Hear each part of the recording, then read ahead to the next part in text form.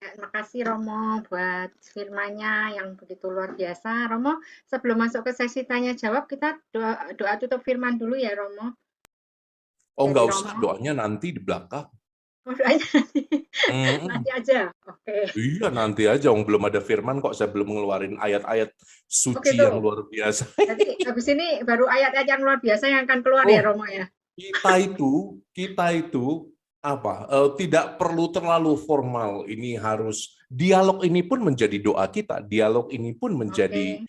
apa? Perjumpaan kita dengan kitab suci. Nanti saya akan berikan ayat-ayat andalan saya. Oke, Woi, ciamik dah. oke deh Romo. Romo Oke, tadi, silakan yang punya Romo pertanyaan, tadi boleh. dari ulasan Romo kan Romo bilang kalau sebagai orang Katolik itu kita nggak boleh malu untuk apa namanya harus percaya diri dibandingin mungkin saudara kita yang lebih mengenal ayat-ayat Alkitab yang seperti itu lebih nyantol nih. Oh ini di sini ya seperti itu.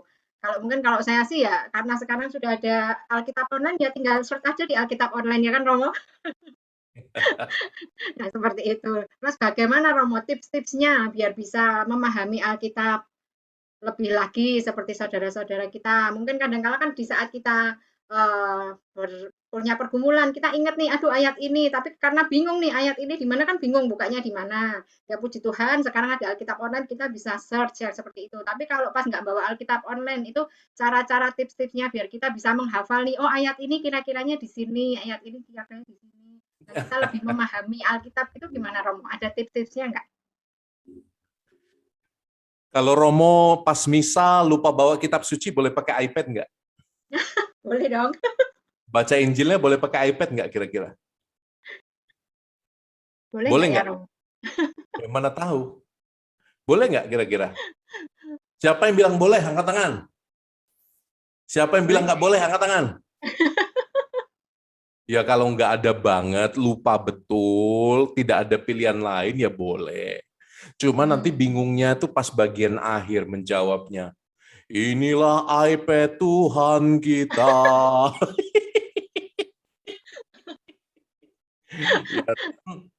Ya, ya kalau terpaksa ya boleh. Jadi memang sarana digital banyak membantu ya. Saya pikir hari ini jarang sekali orang bisa lepas dari HP. Orang Ya, bisa lepas dari suami, bisa lepas dari istri, tapi jarang bisa berpisah dari HP-nya. Jadi ironi ya. Jadi ini memang memang apa ya? Memang fenomena yang sangat unik untuk dibahas. Bagi saya, Anda itu tidak pertama-tama tidak penting banget sih menghafalkan ayat kitab suci apa ada di mana.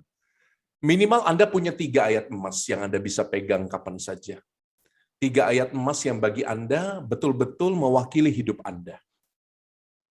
Ayat emas saya yang pertama, Yohanes bab 8 ayat 32.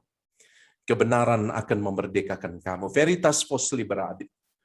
Bagi saya sangat terhenyak dengan apa pernyataan dari Yohanes bab 8 ayat 32. Kebenaran macam apa yang dibutuhkan dunia zaman sekarang? Dan itu sebabnya saya belajar filsafat lebih dari teologi. Jadi S2 saya teologi, S2 saya filsafat, saya punya 2 master, dan PhD saya kemarin di Amerika juga filsafat. Karena saya melihat dunia semakin tumbuh dengan ilusi tentang kebenarannya sendiri. Padahal kebenaran yang sejati adalah Allah sendiri. Jadi itu ayat emas saya, dan itu mengapa saya memilih ayat emas itu. Roma bab 8 ayat 28, dan kita tahu sekarang bahwa ya, Allah ya. bekerja dalam segala sesuatu untuk mendatangkan kebaikan bagi orang yang mengasihinya. Mengapa ini ayat pilihan saya yang kedua? Karena ayat ini benar-benar bermain luar biasa dalam hidup saya. Saya mengalami bahwa ternyata Allah tidak hanya bekerja dalam hal-hal yang baik, hal-hal yang indah, elok, dan mulia, dalam hal-hal yang menyenangkan, tapi Allah juga bekerja dalam penderitaan. Oh, dan saya banyak mengalami penderitaan sedari saya masih kecil. Umat tuh kan lihatnya Romo John itu gemuk, putih, macam babi piara, kayak babi ingan nih.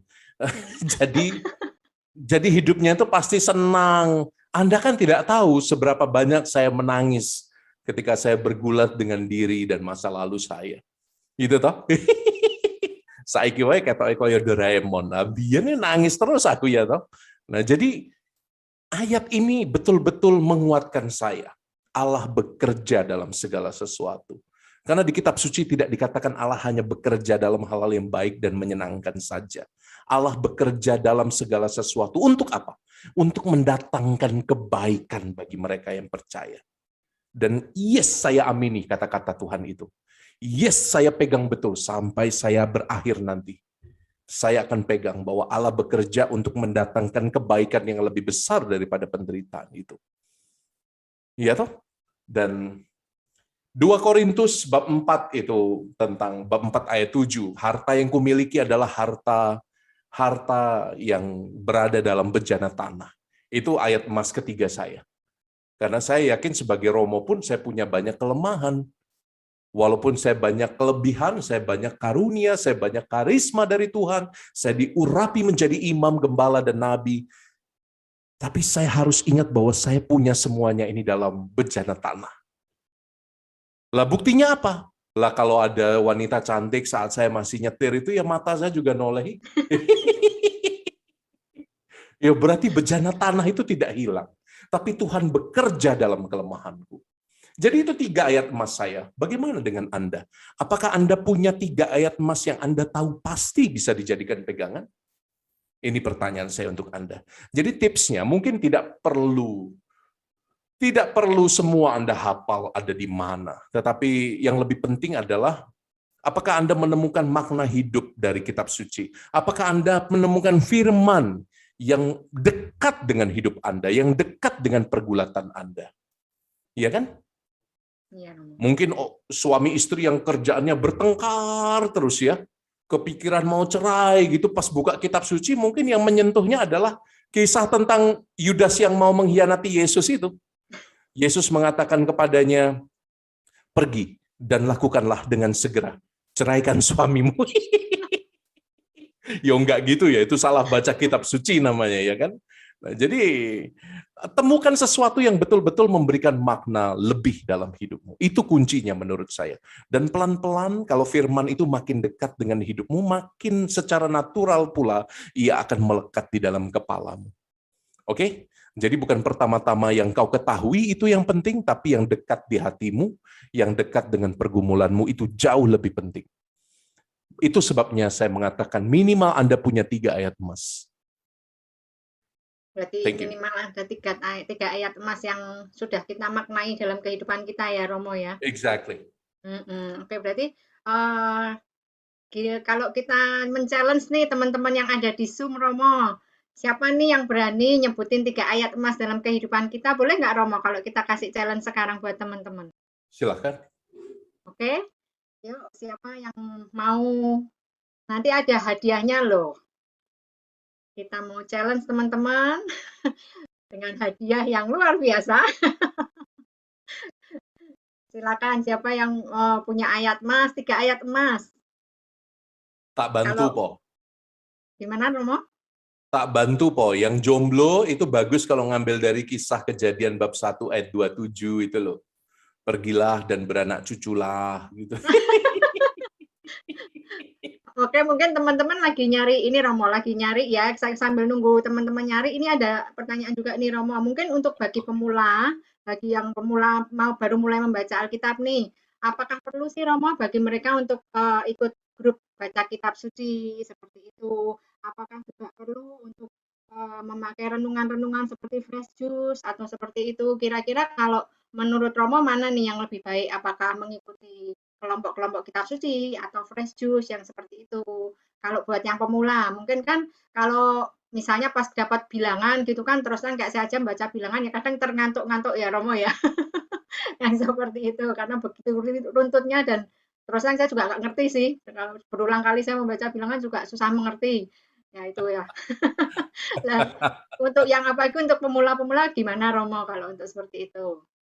Iya, kembali ke jawaban saya yang di awal tadi. Bagi Anda yang pemula, yang paling penting sebetulnya bukan katam kitab suci atau bukan hafal ayat berapa, bab berapa. Well, itu penting, tapi bukan yang terpenting. Untuk pemula, yang paling penting adalah sekali lagi menemukan makna Allah dalam hidupmu. Maka renungan-renungan yang sudah dikunyahkan oleh orang lain, yang sudah dikunyahkan oleh orang lain dan yang Anda bisa nikmati, misalnya lewat Daily Fresh Juice yang juga saya isi setiap tanggal 24, Anda bisa lihat wajah saya yang kayak Doraemon ini setiap tanggal 24 dalam setiap bulan. Itu juga membantu. Tapi yang paling penting sebetulnya adalah pergumulan sendiri. Saya tetap meyakinkan Anda bahwa waktu 10 menit mengunyah firman Tuhan sambil minum teh setiap pagi dalam doa, itu adalah waktu-waktu emas yang akan membentuk hidup Anda, menyiapkan hari Anda dengan sangat baik dan sangat indah. Betul. Kalau Anda belajar memulai fondasi mengawali hari dengan membaca kitab suci, Anda akan temukan bagaimana kuasa roh itu mengubah Anda dari dalam. Buktikan omongan saya kalau nggak percaya. Anda yang mungkin saat ini emosional, gampang marah, ketika membaca kitab suci dalam ketenangan pagi, suasana yang sejuk, pikiran masih jernih, sambil menikmati teh itu tadi saya bilang ya, sambil menyapa dirimu sendiri, halo pendosa yang dicintai Tuhan, gitu ya. Saya pikir pelan-pelan kamu akan berubah dari dalam, dan itu yang paling penting. Jadi sekali lagi bukan pengetahuan, tapi hati dan pengalaman iman, pengalaman spiritual. Itu lebih dari menghafalkan ayat kitab suci. Oke? Oke, Romo. Ini ada beberapa teman yang sudah menjawab. Mungkin Michael bisa di-unmute.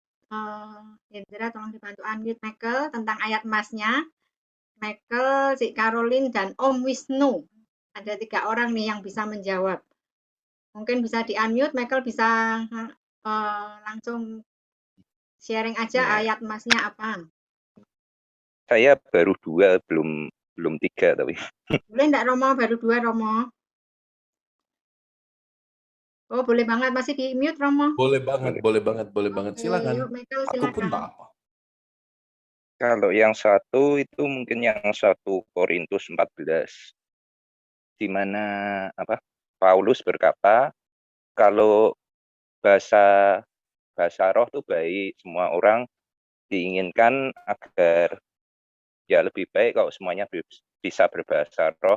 Tapi Paulus lebih ingin untuk kita membangun gereja daripada kita berbahasa roh. Kalau yang kedua, saya lupa secara pasti. Pokoknya saya pernah dengar kalau Allah itu tidak menyukai kematian sebenarnya. Tidak menyukai manusia menderita, bahkan tidak membiarkan manusia untuk mati. Ya, 2 itulah yang baru saya punya. Okay, that's great. It's a good beginning, right? Nanti pelan-pelan kan akan ketemu. Pelan-pelan bisa kamu Google, bisa kamu refleksikan secara pribadi lebih dalam. Oke? Kalau langsung ditanya ya kadang nggak nongol. Orang saya kalau ditanya juga sering nggak nongol. Kok Romo ini ada di bab berapa, ayat berapa? Aduh, Mbah Google lebih tahu ya toh. Silakan. Oke, terima kasih Michael. Michael nanti jangan live zoom dulu ya. Nanti kalau sudah selesai PD. Terus ini Ibu Carolina mungkin kalau Ibu Carolina nih mau men-sharingkan ayat emasnya dan mungkin ada sharing sedikit tentang pengalaman pribadinya sedikit ya. Boleh ya Romo ya men-sharingkan pengalaman pribadinya. Kenapa kok dia punya ayat emas seperti itu ya? Mari Ibu Carolina. Shalom Romo. Shalom Bu Carolina yang cantik. Ya, ayat mas saya yang pertama waktu zaman masih single itu Roma 8 ayat 28, Tuhan turut bekerja dalam segala sesuatu untuk mendatangkan kebaikan bagi mereka yang mengasihinya. Karena saya percaya setiap hal apapun yang saya alami, di situ ada Tuhan bersama-sama dengan saya. Terus yang kedua, ketika berperjalanan waktu, akhirnya saya menemukan ayat favorit lagi, yaitu Yohanes 3 ayat 16. Karena begitu besar kasih Allah akan dunia ini, sehingga ia mengaruniakan putranya yang tunggal supaya kita ini selamat. Itu ketika retret, saya mengalami perjumpaan pribadi bersama Tuhan, merasa sangat dikasihi oleh Tuhan. Terus yang terakhir, yang ketiga, setelah menikah, ayat emas saya, Kolose 3 ayat 23, apapun yang kamu perbuat, lakukanlah seakan-akan untuk Tuhan. Jadi walaupun jengkel dengan suami, anak, orang-orang, tetap menganggap bahwa mereka itu adalah wakil Tuhan, jadi berusaha melakukan yang terbaik untuk mereka. Ya sudah, itu saja Romo. Wah, keren banget ya Romo. Keren. Keren banget nih.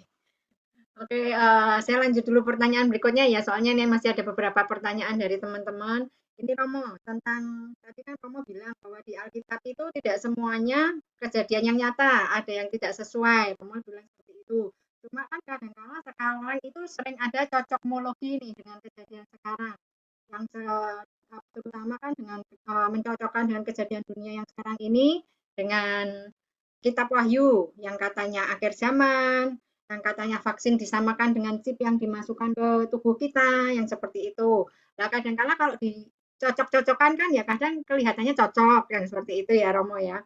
Nah, terus kalau kita untuk mensikapinya gimana nih? Apakah benar sih kalau yang dari Kitab Wahyu itu memang tanda-tanda akhir zaman dan yang memang sekarang ini sudah seperti mulai pandemi COVID yang sekarang ini, yang seperti ini, apakah benar sih Romo seperti itu? Well, ya, cocok logi ini datang dari memang kebanyakan denominasi Protestan yang memang tidak punya pakem untuk menafsirkan kitab suci. Tidak ada pakem otoritas dalam denominasi Protestan. Setiap orang kalau mendapat inspirasi dari, well, quote-unquote, Roh Kudus gitu ya, maka boleh menafsirkan dengan bebas. Ya akibatnya jadi fatalistik ya, pendekatannya jadi apa-apa dikaitkan dengan yang sesuai dengan yang dia yakini sendiri. Jadi sabda Tuhan tidak lagi menjadi kompas pemandu, tetapi sabda Tuhan menjadi pembenaran untuk pikirannya sendiri. Dan ini gejala yang bahaya yang juga banyak diikuti oleh PD-PD Gereja Katolik yang tidak punya moderator. Gereja Katolik persis di sini bedanya. Gereja Katolik itu ada dua pendekatan. Satu, pendekatan historis kritis. Jadi orang kalau mau belajar tentang kitab suci harus tahu juga metode historis kritis. Artinya apa? Kitab suci itu tidak hanya dibaca literal saja, tapi harus dimaknai latar belakang sejarahnya, kapan dia ditulis, kepada siapa kitab itu ditulis, mengapa kitab itu turun, mengapa penulis Injil menuliskan cerita seperti itu. Ketika dibandingkan dengan kitab-kitab yang lain, apa maksudnya? Itu metode historis kritis. Jadi tidak melulu memakai tanda petik iman yang tidak ada pakem ujiannya, iman yang atas nama Roh Kudus selalu membolehkan semua orang menafsirkan kitab suci. Gereja Katolik tidak menerima bentuk pewahyuan dan penafsiran atas wahyu seperti itu. Jadi pertama metode historis kritis. Jadi itu ada sainsnya.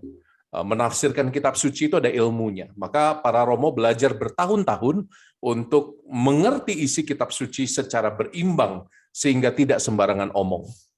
Iya kan? Dan itu sebabnya kalau Anda perhatikan gereja Katolik, para Romo terutama, imam-imam gereja Katolik sangat serius dalam mempersiapkan homilinya, sampai umatnya mengantuk. Karena tidak bisa sembarang omong tentang kitab suci. Ada pakemnya, ada ilmunya. Oke? Yang kedua, yang diyakini oleh gereja Katolik, penafsiran atas kitab suci dan pewahyuan Allah itu ada dalam kuasa magisterium, kuasa mengajar gereja. Siapa yang memegang kuasa mengajar gereja? Hierarki. Uskup, para imam, diakon. Jadi hierarki inilah yang menjamin kebenaran ajaran. Maka selalu kitab suci diterjemahkan dalam komunitas. Komunitas gereja nih tentu saja. Kitab suci kebenarannya dijamin selalu oleh hierarki penafsirannya. Maka tidak bisa seorang misalnya Ibu Lucia atau tidak bisa Edwin atau tidak bisa Christina atas nama saya mendapat wahyu Roh Kudus maka saya membaca kisah ini sesuai dengan COVID-19 yang sekarang terjadi. Well, you sebagai inspirasi iman boleh mengatakan seperti itu, tetapi tidak bisa diterima untuk semua orang dalam gereja kita. Karena sekali lagi untuk dapat diterima pengajaran atas penafsiran atas kitab suci atau pengajaran atas kitab suci yang menjamin kebenarannya haruslah magisterium gereja. Jadi tidak boleh berlawanan dengan magisterium gereja. Oke? Dan itu menurut saya, untungnya kita menjadi orang Katolik, kita tidak sembarangan membaca kitab suci sehingga muncul cocok logi yang tidak jelas itu. Saya merasa kasihan dengan orang-orang yang gampang dimakan dengan cocok logi seperti ini. Tandanya jarang baca. Oke, thank you. Oke, Romo, makasih. Terus Romo, ini ada pertanyaan lagi. Mungkin sedikit nyambung dengan cocok logi atau enggak ya? Kayaknya ada nyambungnya nih. Jadinya kadang-kadang kan kita nih kok tidur mimpi nih, Romo. Nah, kadang ada beberapa orang yang mungkin seperti Yusuf juga mendapat sabda dari mimpi juga, seperti itu kan Romo, seperti. Nah, ini kalau ada nih teman yang mendapat sapaan Tuhan melalui mimpi, dia merasa beberapa kali mendapat sapaan dari Tuhan itu melalui mimpinya. Lah kalau seperti itu gimana Romo? Apakah itu musyrik? Kadang-kala kan itu musyrik tuh, jangan lewat mimpi dong, kan yang seperti itu. Atau enggak? Kalau seperti itu gimana cara menyikapinya? Dan kok ya kebetulan beberapa kali lewat mimpi itu ya kebenaran, nah yang seperti itu. Iya, sayangnya saya bukan penafsir mimpi ya. Jadi mungkin Anda tidak akan mendapat jawaban yang jelas dari saya. Saya cerita dulu, Anda tahu ya, seorang istri itu malam-malam mimpi bahwa suaminya itu memberikan cincin berlian besar sekali.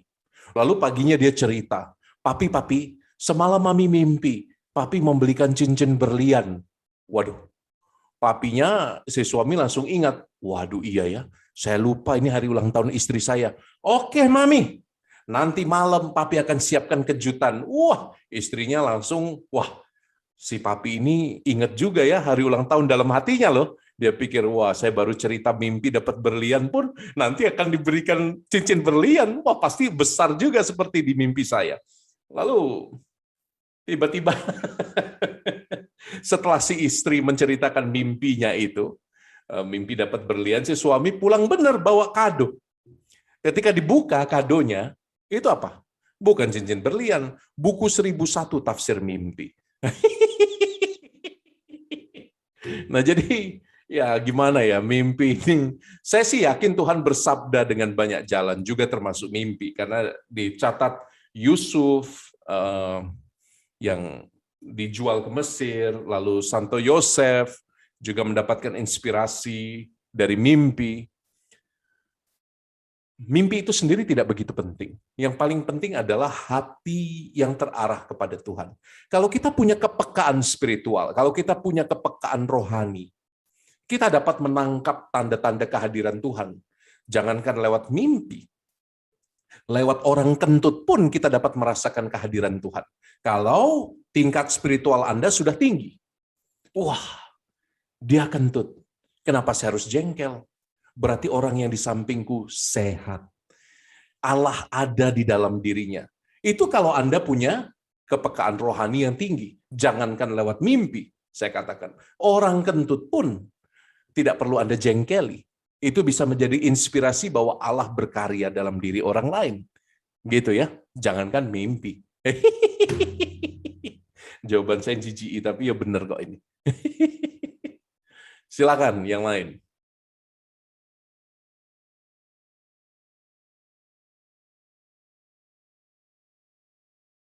Ngerapalopo Bu Elisa. Maaf, Romo lupa. Saya jadi ingat ucapannya Romo tentang kentut itu, anak-anak saya kadang ya suka begitu. Kalau mereka kentut terus ya, aduh baunya, kata anak-anak. Mami bersyukur dong, berarti kan kita masih di sampingnya Mami. Betul. Mami harus bersyukur, katanya mereka seperti itu. Exactly. Jadi semua itu tergantung kepekaan spiritual kita. Apakah Anda cukup punya waktu untuk punya ketajaman batin? Masalahnya yaitu Anda baca kitab suci 10 menit saja ngantuk, mau ngomong tentang ketajaman batin. mulai, tidak ada kata terlambat. Mulai. Oke? Berarti kalau kita mengantuk gitu gimana Romo? Kadang kita baca 10 menit aja ngantuk, tips-tipsnya biar tidak mengantuk. Ya bukan hanya mengantuk, bahkan kalau tidak mengantuk pun pikiran Anda lari-lari ketika Anda memeditasikan firman Tuhan misalnya. Guru rohani saya itu mengatakan kalau kamu mengantuk, nikmatilah ngantukmu. Kalau engkau mengantuk membaca kitab suci, nikmati dulu, jangan dilawan ngantuknya. Anda pernah ini ya, saya tuh sejak jadi Romo, saya dulu frater itu tukang ngantuk. Tapi sejak saya jadi Romo, amit-amit, saya sedetik pun tidak pernah mengantuk, kecuali sangat capek. Misal satu hari, satu akhir pekan, dulu saya tugas di pedalaman, saya misa 9 kali, Jumat 3 kali, Sabtu 3 kali, Minggu 3 kali, lalu misa ke-9 saya menjadi sangat capek karena misa di pedalaman. Tapi sekarang normalnya kalau misa di paroki saya tidak pernah ngantuk. Mengapa? Karena saya melihat umat yang berjuang untuk melawan rasa ngantuk di bangku mereka masing-masing. Lucu itu. Yang mau saya katakan adalah, kalau Anda sedang mengantuk membaca kitab suci, jangan dilawan. Pergilah, nikmatilah rasa kantukmu. Kalau engkau pikirannya sedang melantur kemana-mana ketika memeditasikan firman Tuhan, jangan dilawan. Semakin Anda lawan, semakin keinginan untuk lari itu makin kuat. Maka, saya menikmati ya. Ternyata nanti setelah saya sarapan pagi, saya harus buka kantor. Setelah buka kantor, nanti saya akan lunch dengan klien, setelahnya saya akan begini dan begitu. Tapi ada saatnya di mana ketika Anda mengikuti pikiran Anda yang tidak teratur, Anda akan diingatkan oleh Roh Kudus, anakku, kembali. Kamu sudah berpergian terlalu jauh. Ayo balik. Nah, pada saat itu jangan melawan Roh Kudus. Kembalikan pikiranmu yang melantur itu sebagai sarana doa. Tuhan, sorry ya, tadi saya melantur sedikit. Saya tadi mikir tentang rencana makan siang. Sorry ya Tuhan ya, saya tadi pikirannya agak ini. Mungkin, jangan-jangan ini tanda bahwa saya terlalu terbebani dengan pekerjaan. Tuhan, apa yang ingin kau bicarakan denganku? Jadi itu malah jadi percakapan. Lanturan kita itu akan menjadi percakapan dengan Tuhan. Jadi bahan doa kita. Itu guru rohani saya mengajarkan seperti itu, dan itu benar. Sampai hari ini ketika mengantuk, ketika saya melantur, saya tidak lawan. Untuk apa dilawan? Itu kelemahan manusiawi kita. Tapi Roh Kudus dengan cintanya nanti akan mengembalikan kita. Anakku, pulang. Engkau sudah terlalu jauh melantur. Itu steaknya sudah habis di pikiranmu, sementara kau masih berdiam di rumah ini, masih jam 4 pagi. Begitu ya, kurang lebih ya. Jadi jangan dilawan, itu kata kuncinya. Oke, berarti tidak dilawan, berarti dinikmati, tapi jangan sampai kebablasan ya Romo ya. Anda tidak perlu mengatakan jangan sampai kebablasan, Roh Kudus sendiri yang akan menarikmu pulang. Oke. Jadi doa, meditasi kita, kalau dalam roh. Anda ingat yang dikatakan Paulus ketika kita berdoa. Sorry, saya harus tegur anjing saya. Gembul, be quiet.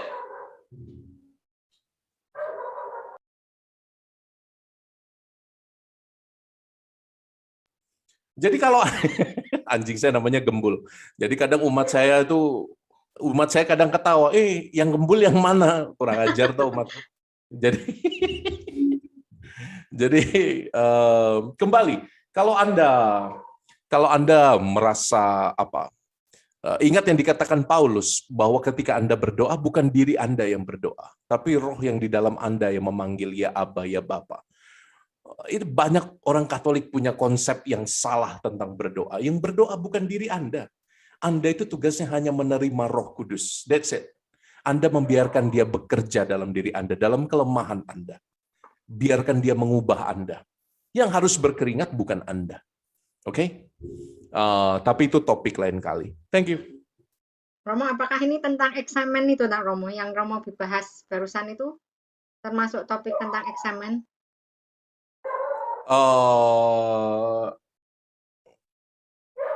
Bisa iya, bisa tidak. Oke. Atau Romo bisa menceritakan sedikit mungkin? Apa? Menceritakan apa? Tentang eksamen itu. Eksamen konsiensia itu adalah pemeriksaan batin. Jadi pemeriksaan batin itu dilakukan saat biasanya malam hari ketika kita sebelum beristirahat. Lalu kita meneliti batin, apa yang kita lakukan hari itu. Kita minta Roh Kudus supaya memulihkan apa yang kita rusak. Dan ya sebagai kesadaran bahwa saya orang berdosa, itu kesadaran saya, tapi kita tetap mohon karunia Roh Kudus untuk memulihkan batin kita dari semua dosa yang mungkin kita buat hari itu. Itu eksamen konsiensi atau pemeriksaan batin, bahasa kerennya apa? Pemeriksaan roh, memeriksa roh kita. Itu tema berikut deh. Kita nggak usah ngomong itu terlalu berat. Oke, Ya? berarti next dijadwalkan sama Romo lagi ya, tim. Kalau sempat. Saya mau tanya satu-satu boleh, Romo? Saya mau Silakan. tanya tentang saat baca Alkitab ini. Kalau kita pas semangat itu bisa 10 sampai 15 bab dalam satu malam, hanya berapa jam itu bisa sampai 15 sampai 15 bab. Tapi kalau pas mungkin kurang semangat apa kondisi kurang bagus, hanya satu bab aja sampai berapa kali berhenti, harus diganti saat jeda dulu baru masuk lagi dan sebagainya. Itu sebabnya apa? Kadang kok bisa semangat itu sampai ya tuh 10, 15, kadang 20 bab langsung dalam satu saat. Itu kan biasanya kan rata-rata hanya 2-3 bab gitu ya. Mungkin kita itu mohon masukannya gimana supaya bisa konsisten gitu. Mungkin kita memang sudah terlalu bias ya, dan terlalu biasa juga dengan mental achievement. Jadi kita seolah-olah dengan membaca lebih banyak, memperoleh lebih banyak. Padahal belum tentu. Semakin banyak Anda baca dalam satu perikop, semakin banyak Anda lupa. Mungkin itu yang seringkali menjadi godaan kita. Kita itu mental orang Asia itu achievement. Kita itu kalau tidak achieve something, kita tidak berpuas diri. Metode baca kitab suci tidak boleh didasarkan pada mental achievement ini. Metode kitab suci harus didasarkan pada doa, pada pengenalan akan Allah. Jadi orang sebetulnya baca kitab suci itu sama dengan kita makan Indomie. Orang makan Indomie itu porsinya sudah jelas. Kalau saya porsinya 2 kurang, 3 atau 4 saya. Jadi ya apa? Usus kita itu punya kapasitas sendiri, sama seperti hati kita juga punya kapasitas. Kalau engkau terlalu berlebihan, nanti engkau akan cepat jenuh. Tapi kalau engkau terlalu sedikit, engkau tidak akan kenyang. Jadi temukan porsimu yang pas dalam membaca kitab suci.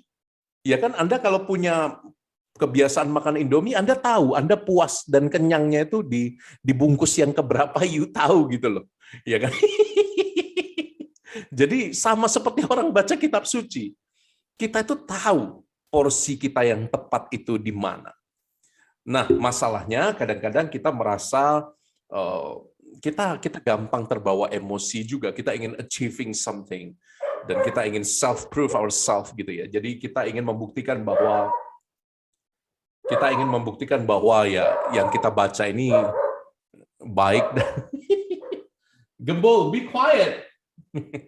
Jangan, ini umat ketawa, ini Gembul marahin Gembul. Jadi sekali lagi, bagi saya setiap orang punya porsinya. Yang paling penting bukan seberapa banyak Anda baca, tapi sekali lagi, yang paling penting apakah Anda mendalami, apakah Anda punya kesempatan untuk mengunyah sabda itu, agar sabda itu tidak hanya bahan bacaan, tapi bahan untuk berdoa, bahan untuk mengarahkan hati Anda ke atas, ke surga. Oke? Itu yang lebih penting, Pak Bambang.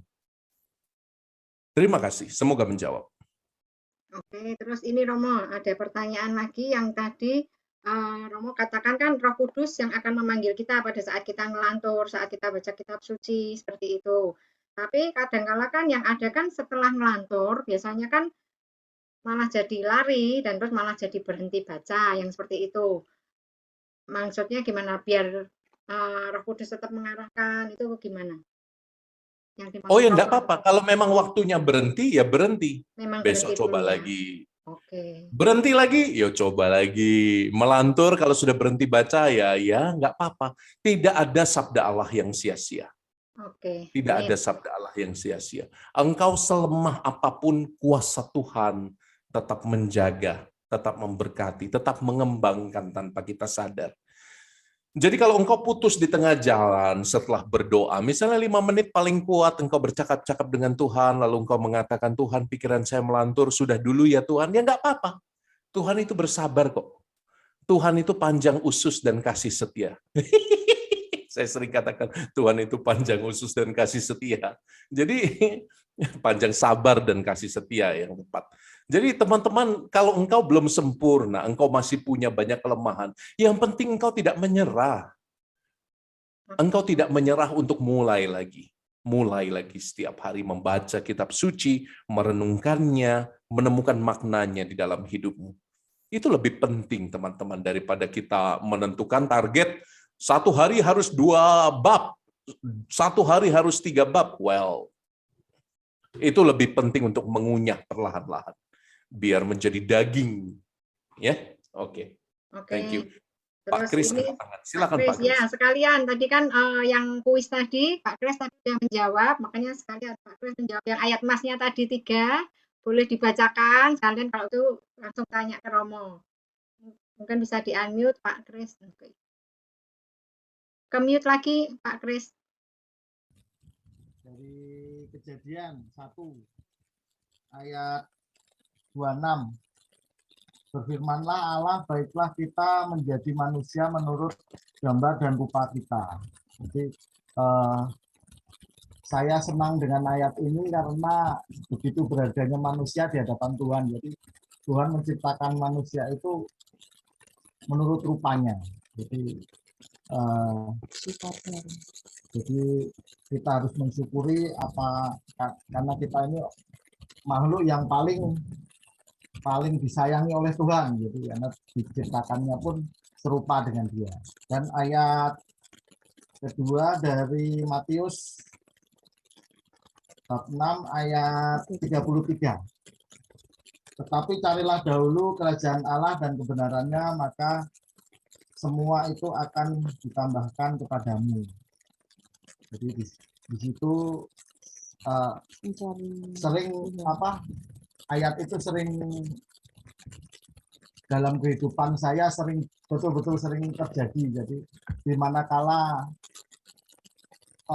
pikiran kita mampu tetapi ternyata tidak mampu, di mana kita berpasrah diri pada Tuhan, akhirnya malah Tuhan memberi dan menyelesaikan semua yang kita pikirkan dengan pikiran manusia mampu, tapi ternyata tidak bisa. Tapi Tuhan selesaikan, di mana kala kita berpasrah, kita tidak bisa apa-apa, malah Tuhan berkarya. Makanya ayat itu betul-betul menjadi ayat emas. Dan juga Filipi 4 ayat 7. Damai sejahtera Allah yang melampaui segala akal akan memelihara hati dan pikiranmu dalam Kristus Yesus. Nah, di situ betul apa yang dikatakan bahwa damai sejahtera itu melampaui akal pikiran kita. Kadang apa yang kita nalar, yang kita pikirkan itu tidak bisa terjadi, tetapi di mana kita berpasrah pada Tuhan, malah di situ damai sejahtera ada pada kita. Saya hanya mau bertanya pada Romo, kalau saya baca Alkitab itu saya tidak bisa urut, tetapi selalu random. Jadi apa yang saya buka dan yang saya mau stop dari hati itu yang saya baca. Itu gimana Romo? Menurut Romo maksudnya diperbolehkan atau memang harus urut dari kejadian sampai akhir atau bisa random gitu? Itu Romo, terima kasih. Boleh random Pak. Engkau boleh. tidak jauh dari kerajaan Allah. Boleh random kok. Tidak jauh dari kerajaan Allah, tapi masuknya jangan cepat-cepat, nanti aja, masih lama masuknya. Dekat dulu aja. Gitu ya, Pak Grace, thank you. Oke, terima kasih Romo buat jawab pertanyaan, sesi tanya jawab ini. Satu lagi Romo, pertanyaan yang pasti Romo juga ketawa. Ada yang kepingin lihat fotonya Gembul kayak apa nih Romo, pertanyaannya. Ada penasaran nih sama si Gembul, kok serius aja, kayak apa sih Gembul? Ini pertanyaan terakhirnya Romo. Orang penting. Orang penting ya. Oke Romo, terima kasih buat sesi tanya jawabnya. Mungkin Romo bisa kasih kata-kata penutup, konklusi atau kata-kata yang boleh menguatkan bagi kita semua. Ya,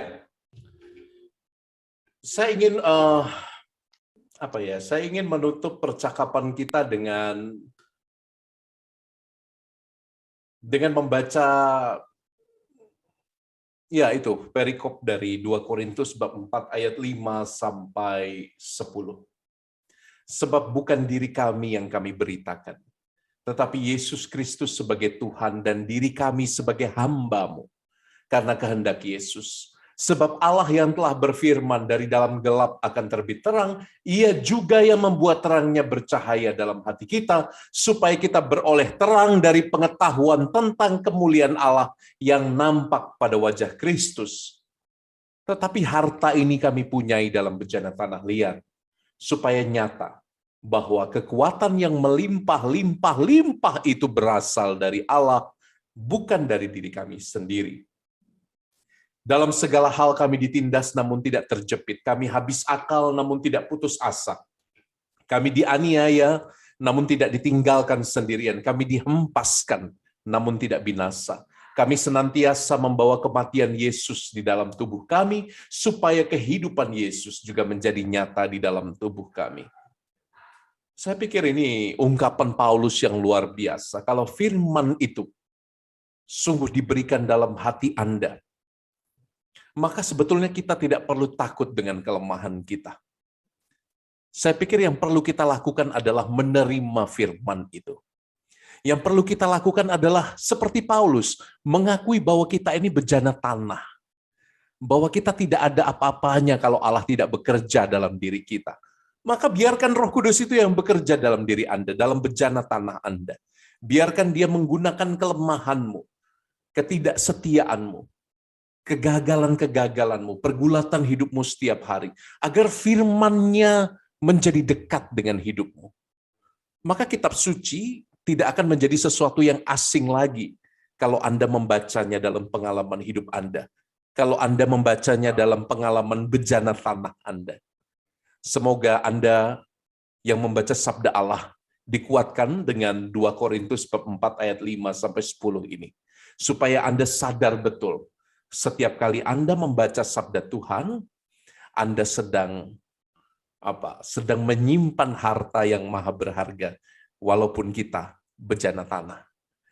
Terima kasih, mohon maaf untuk semua salah ucap, mohon maaf untuk semua kesombongan saya, yang kadang ketawanya juga nggak sopan. Saya berusaha untuk mengubah ketawa, tapi nggak bisa, tetap gawan bayi kok yang ini. Ya, mohon maaf untuk semua hal yang kurang berkenan. Tuhan memberkati Anda. Thank you.